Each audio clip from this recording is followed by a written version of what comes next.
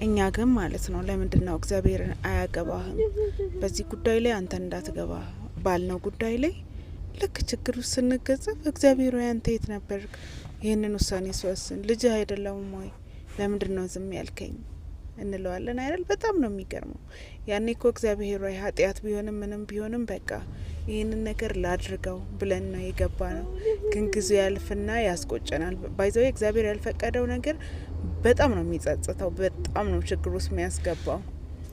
እና ምን ልላችሁ ፈልጌ ነው ዛሬ እኔም እንደዛ አይነት ስሜት ውስጥ ነው ያለሁትኝ እና እግዚአብሔርን ባናስቸግረው በእውነት እኔ በጣም ብዙ አስቸገርኩትኝ። ግን አሁን እሳ ታዲያ ማን ይርዳኝ? ማን ይድረስልኝ?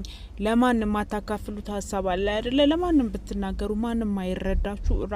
ራሴን ልረዳው አልቻልኩም። እና አንድ መጠየቅ ምችለው አዎ በጊዜው እግዚአብሔር ወይ እባክህ ተወኝ ይሄን ነገር ባድርግም ብዬ ነበር። ግን ይቅር በለኝና እግዚአብሔር እባክህ እኔ እንጃ አላውቅም መፍትሄ ስጠኝ።